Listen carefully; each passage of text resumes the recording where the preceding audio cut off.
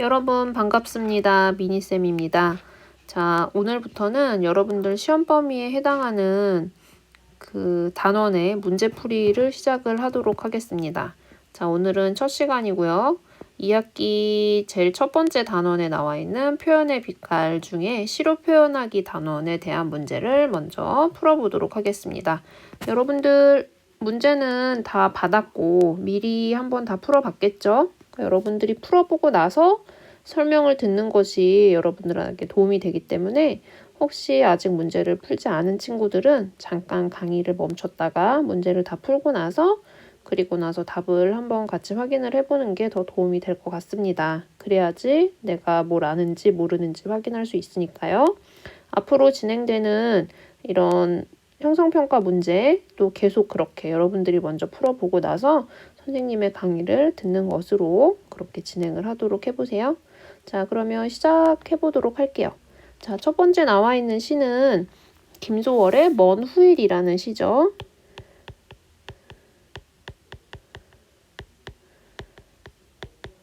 이 시 같이 공부했던 거 기억나나요?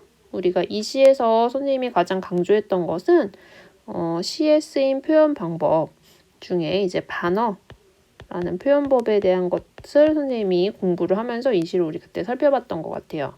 자, 오랜만에 이 시를 봐서 기억이 안 날 수도 있는데 지금 이 시에서는 형식적으로 봤을 때 일단 사문보 율격이 반복이 되고 있고요.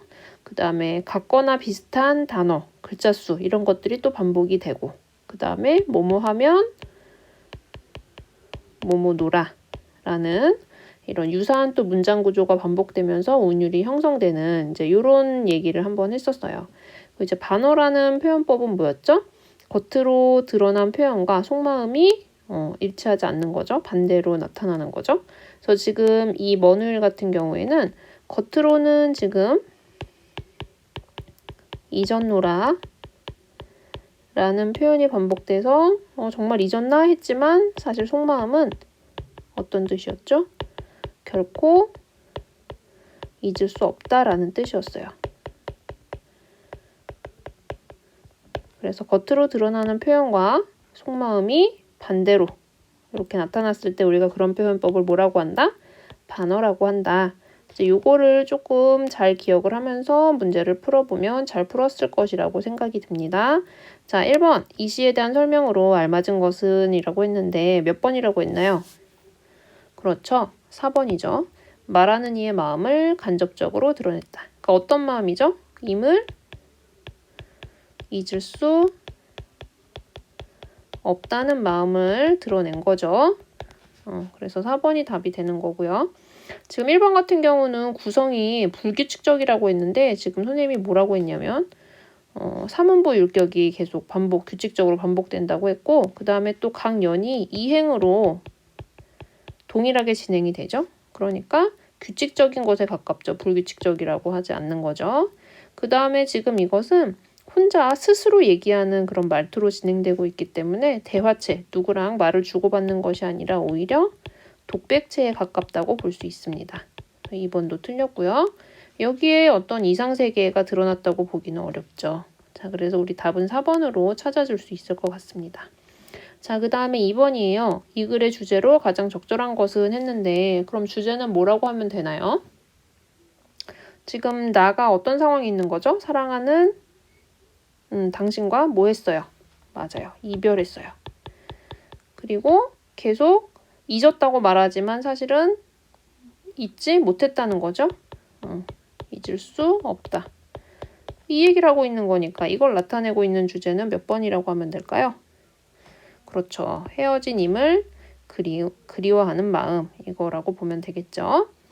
자, 3번 표현상의 특징. 자, 여기 여러분들 이렇게 우리가 문학작품을 공부할 때는 표현상의 특징이라는 문제가 많이 나오니까 어떤 방식으로 표현하고 있는지를 여러분들이 잘 찾아줄 수 있어야 될 것 같아요.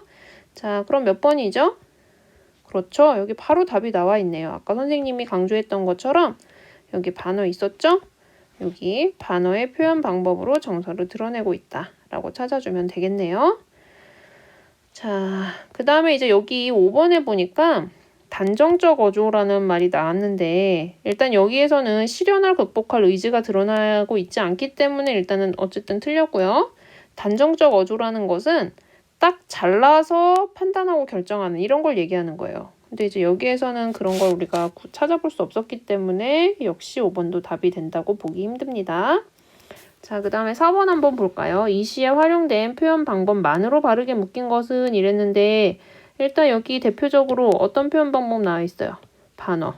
반어 먼저 찾아보고 그러면 2번 아니면 3번이네요. 자, 그 중에서 반복과 의인 중에 어떤 게 쓰였나? 여기 아까 뭐예요? 뭐뭐 하면 뭐뭐 놀아. 뭐뭐 하면 뭐뭐 놀아.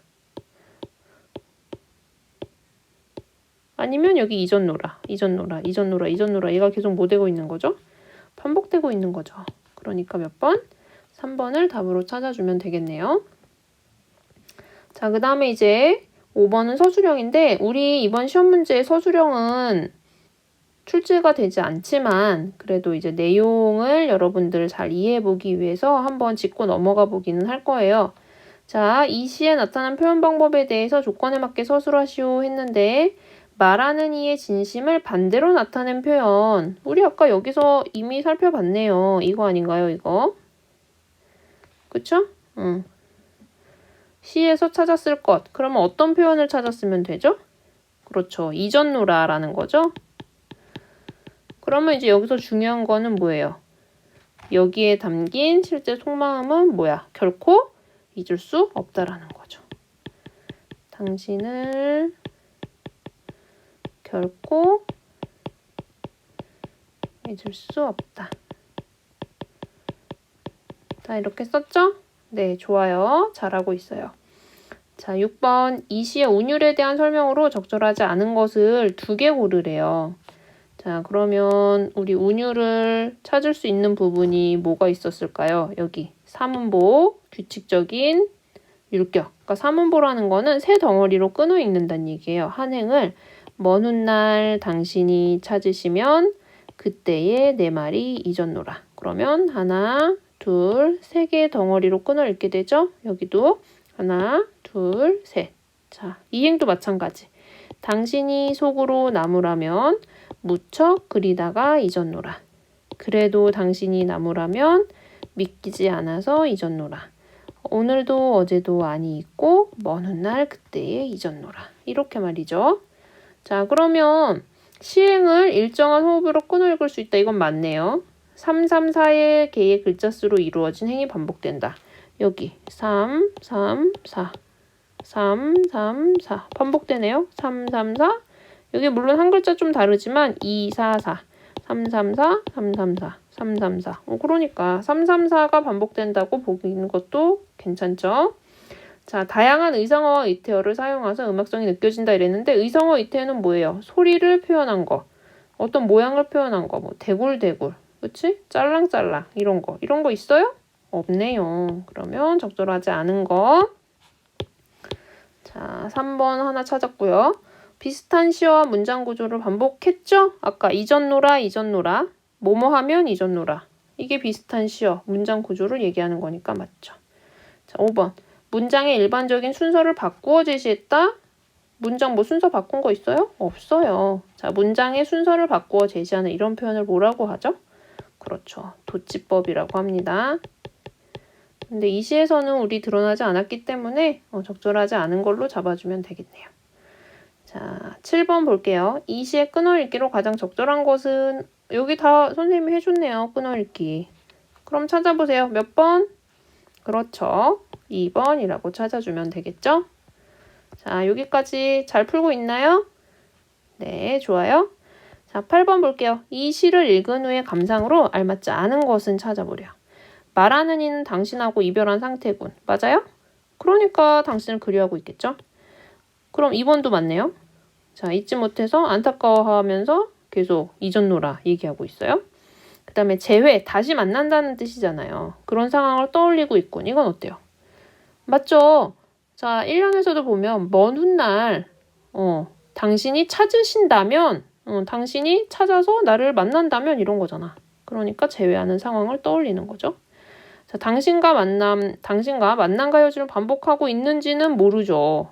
또 만나고 헤어졌는지. 어쨌든 님을 그리워한다는 건 알 수 있지만, 자, 적절하지 않은 것은 5번이 되겠습니다. 자, 다음 중 말하는 이의 정서를 표현한 방법이 이 시의 마지막 년에 나타난 거. 이 시의 마지막 년에 나타난 게 뭐였어, 지금? 오늘도 어제도 아니 있고 먼 훗날 그때 잊었노라. 진짜 잊은 거야? 아니죠. 근데 잊었다고 얘기했으니까 뭐요? 반어. 그럼 결국 이 9번에서 물어보는 건 뭐예요? 반어가 쓰인 시, 작품이 뭔지 찾으라는 얘기야. 자, 그럼 1번. 강나루 건너서 밀밭길을 구름에 달 가듯이 가는 나그네. 뭐뭐 하듯이 여기선 직유법이 쓰였네요. 자, 나보기가 역겨워 가실 때에는 님이 갔어. 죽어도 아니 눈물을 흘리오리다. 아니 님이 가서 슬퍼 죽겠는데 왜 눈물을 안 흘려? 그러면 가서 슬픈 거랑 눈물 안 흘리겠다. 속마음과 표현이 반대네요. 그러니까 반어네요. 됐죠? 네, 이렇게 찾아주면 되는 겁니다. 자, 그 다음에 10번 기억에 대한 설명인데 기억이 뭔가요? 먼 훗날입니다. 그럼 이 먼 훗날은 언제라는 거야? 이 말하는 이가 뭔가 가정한 상황 그 언젠가쯤이잖아. 그러니까 말하는 이가 가정한 상황. 그러면 몇 번이 답이 될까요? 그렇죠. 4번이죠. 가정한 불특정한 어떤 미래의 상황이라고 보면 되겠습니다. 자, 여기까지 이제 먼 후일이라는 시였고요. 자, 그 다음 넘어가 보면 여러분들 교과서에도 나와 있는 작품이었죠. 두 번째. 자, 교과서 20페이지에 나와 있는 낙화라는 작품이었습니다. 우리 낙화라는 작품에서는 포인트가 뭐였는지 혹시 기억나나요? 네, 역설적 표현이었어요. 역설이라는 건 뭐야? 표현 자체가 모순인 거지. 근데 그 안에 어떤 진실이 담겨 있는 거지. 그래서 우리 여기에서의 가장 포인트는 뭐였어? 결별이 이룩하는 축복이었죠? 결별이라는 거는 헤어지는 거잖아. 그럼 이제 여기에서는 우리가 굉장히 슬프고 혹은 고통스럽고 이런 걸 느끼는 건데 결별이 이룩하는 축복? 슬프고 고통스러운데 어떻게 축복은 기쁜 거잖아. 기쁘고 행복한 거잖아. 어떻게 이럴 수 있어? 표현 자체가 지금 모순인 거죠. 그래서 역설인데 지금 뭐라 그랬냐면 이 안에 어떤 삶의 진실이 드러났다 그랬어. 그럼 뭐야? 이별은 이렇게 슬프고 고통스럽지만 이걸 통해서 기쁘고 행복할 수 있는 이유는 뭐야? 이별을 통해서 어떤 영혼의 성숙을 이룰 수 있기 때문인 거지. 자, 그래서 이제 이런 내용을 바탕으로 이제 역설적인 표현을 공부를 했었던 거죠. 그러니까 낙화는 꽃이 지는 거죠. 꽃이 지는 자연현상. 그리고 꽃이 피고 지고 또 열매를 맺는 걸 통해서 영혼의 성숙. 그러니까 이런 자연현상을 통해서 어떤 삶의 깨달음을 얻어내는 그런 시였다라는 거를 기억을 하시면서 이제 답을 찾아볼게요. 1번, 이 시대한 설명으로 알맞은 것을 모두 고르래요. 자, 추상적 개념을 시각적으로 표현했다. 이건 어때요? 추상적이라는 건 눈에 보이지 않는 거잖아. 뭐 사랑이라든지 이별이라든지 그치? 양심이라든지 뭐 이런 거 있죠. 우리 그런 눈에 보이지 않지만 그럼 이제 여기서의 추상적 개념은 뭘까요? 이별이죠. 근데 이별을 시각적으로 어떻게? 꽃이 지는 어떤 낙화의 현상으로 표현하고 있으니까 괜찮을 것 같아요. 니은 말하는 이가 시에 직접적으로 드러난다. 어때요? 나라고 얘기하잖아. 나의 사랑은 지고 있다. 그치? 나의 청춘은 꽃답게 죽는다. 이러니까 직접 드러나 있죠? 주된 정서는 소외된 계층에 대한 연민, 어떤 불쌍한, 안 된 이런 마음을 지금 여기 가지고 있는 거예요? 이런 내용은 아니었죠? 자조적인 어조로 현실의 비판적인 태도. 자조적. 스스로 막 자기를 이게 뭐야 막 이렇게 생각하면서 현실을 비판해. 이런 거였어? 아니죠. 삶의 체험에 대한 깊은 통찰과 깨달음. 어떤 삶의 체험? 이별. 이별을 통해서 뭐 한다고? 영혼이 성숙하는 어떤 깨달음을 얻는 거. 이거죠. 그러면 이것도 맞네요. 그럼 뭘도 골라보면 기억, 니은, 비음. 그렇죠. 2번이 되겠습니다. 자, 12번. 각연의 중심 내용을 바르게 설명한 걸 찾아보래. 2연. 봄한철 격정을 인내한 나의 사랑은 지고 있다. 이게 2연이었어. 이별에 뭘 저항을 해. 그냥 뭐야. 아, 이별의 상황이구나. 이걸 그냥 인식하는 거지. 이별의 상황을 인식하고 있는 게 지금 2연이고요. 그 다음에 3년은 분분한 낙화. 결별이 이룩하는 축복에 쌓여 지금은 가야 할 때. 그럼 이건 뭐야? 이별할 때를 뭐 해야 된다고? 받아들인다고. 뭔 결과와 문제점이야. 이거는 이별의 때를 받아들인다. 그 얘기죠. 자, 5연. 나의 청춘은 꽃답게 죽는다. 어때? 꽃답게 죽으면 녹음과 열매를 위해서 꽃이 져야지 잎도 나고 열매도 맺잖아. 그러니까 꽃답게 죽는다. 이거 일단 둬보세요. 잘 모르겠으면. 나머지 게 틀리면 맞겠지. 6년. 헤어지자 섬세한 손길을 흔들며 하롱하롱 꽃잎이 지는 어느 날. 꽃잎이 졌어. 근데 무슨 재회 가능성, 뭔 희망이에요? 갑자기? 아니죠. 자, 나의 사랑, 나의 결별, 샘터에 물고 이듯 성숙하는 내 영혼의 슬픈 눈. 이건 이별에서 굉장히 슬퍼. 근데 성숙한다며. 그러니까 이별의 슬픔을 통해서 내면이 성숙하는 걸 보여주는 거죠. 7년도 이렇게 하면 조금 거리가 있네요. 그러면 답은 3번으로 찾아주면 되겠습니다. 자, 그 다음 13번. 이 시의 내용을 참고할 때 보기 빈칸에 들어갈 말로 적절한 것은. 이 시는 뭐에서 얻은 삶의 깨달음을 형상화한다. 뭐에서 얻은 거야? 그렇지. 지금 낙화잖아, 낙화. 그러니까 꽃이 지고 열매 맺고 그런 과정에서 영혼이 성숙한다 이거니까 꽃이 지고 열매를 맺는 자연현상이라고 할 수 있겠죠? 자, 그러면 이제 주제. 여기서 계속 반복해서 얘기하고 있는 거, 강조하고 있는 거. 그게 작가가 말하고자 하는 거잖아. 그게 주제잖아. 그럼 뭐야? 몇 번이야? 그렇지. 2번이죠. 2번. 우리 방금 뭐라고 했어? 앞에서. 아픈 체험, 이별로 내면적인 성숙 할 수 있다고 했죠? 여기 영혼의 성숙 얘기했잖아요. 그러니까 답은 2번이 되겠습니다. 15번 이 시의 분위기로 가장 적절한 것은 이건 몇 번일까요? 그렇죠. 4번이죠? 자, 꽃잎이 막 떨어져. 가을, 겨울이 돼서. 뭐 이런 때도 한번 생각을 해. 상상을 해봐. 꽃잎이나 나뭇잎이나 이런 게 막 떨어지면 좀 쓸쓸한 느낌이 들죠? 그리고 또 막 나의 청춘이 죽는다. 이러니까 좀 슬픈 느낌도 들지 않나요? 그러니까 예상적이다라고 할 수 있죠. 또 어쨌든 이제 여기에서 끝나는 게 아니라 이걸 통해서 내면의 성숙, 영혼의 성숙 이런 걸 이룰 수 있다라는 것이 이 시의 핵심이 되는 거죠. 16번 이 시에 말하는 이에 대한 설명으로 적절하지 않은 것에 세상의 섭리를 깨닫고 있다. 이런 걸 깨닫는 게 세상의 섭리를 깨닫는 거죠. 수능적인 태도 받아들이는 거야. 이별을 받아들였지? 자연현상, 낙화, 꽃잎이 지고 열매를 맺고 하는 것을 담담하게 바라보고 있죠. 살아가면서 겪는 아픔. 지금 이게 지금 살아가면서 겪는 아픔이잖아. 근데 뭐 자신이 살아온 모습을 뭘 부끄러워해요? 아니죠. 적절하지 않은 것은 5번으로 찾아줄게요.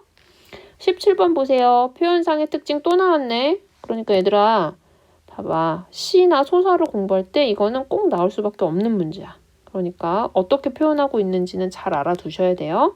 과거와 현재를 교차해요? 뭐 과거 갔다 지금 왔다가 또 이랬어요? 아, 그런 거 없었지. 과거와 현재를 교차하는 게 역순행적 구성인데 둘 다 그럼 아닌 거지. 의미상 서로 어울리지 않는 말을 결합했다. 이건 어때요? 그래, 이게 이 시의 포인트 아닌가요? 결별이 이룩하는 축복. 이렇게 표현하는 걸 뭐라고 한다고요? 역설. 그러니까 답은 3번. 됐죠? 촉각적 이미지 이런 것도 없었고요. 이상적인 삶의 모습을 직접적으로 드러낸 것도 찾아보기 힘들죠. 자, 이 시의 성격이 바르게 묶인 것은 18번 문제입니다. 꽃이 피고 지는 현상을 이제 뭐 낙화로 지금 비유적으로 표현을 했어요. 그리고 그것으로 인한 이제 내면적 성숙, 이런 걸 성찰을 한 거지. 그렇게 할 수 있겠다. 그리고 이제 여러 가지 시어들을 상징적으로 사용해서 표현을 한 거니까 성격은 1번으로 찾아주면 되겠습니다. 자, 그 다음에 19번. 요거는 선생님이 수업 시간에도 설명했던 것 같아요. 말하는 이는 인간의 삶을 자연현상에 빗대어. 이거는 여기서도 연결되는 거지. 비유적이 빗댄 거잖아. 표현하고 있다. 그림으로 정리하면 뭐냐. 자, 각각 이어절로 쓰라고 했는데 얘들아, 여기서의 어절이라는 건 뭐냐면 띄어쓰기 되어 있는 말의 덩어리예요.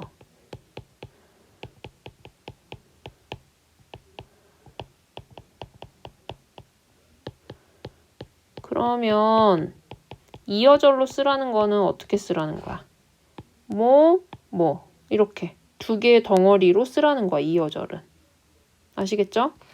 자, 그러면 꽃이 피고 지는 게 인간의 삶을 바탕으로 얘기하면 뭘 하는 거야? 꽃이 피는 건 막 사랑하는 거고, 꽃이 지는 건 사랑이 이제 끝나는 거니까 뭐지? 이별하는 거지. 그렇지. 그러면 뭐야? 이건 인간의 삶에서는 사랑과 이별이 되는 거지. 그럼 이어절 되죠? 사랑과 이별. 이렇게 띄어쓰기 한번 있고.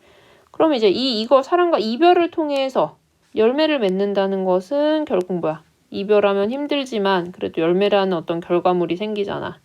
그럼 어떻게 된다는 거야? 그렇지. 영혼의 성숙.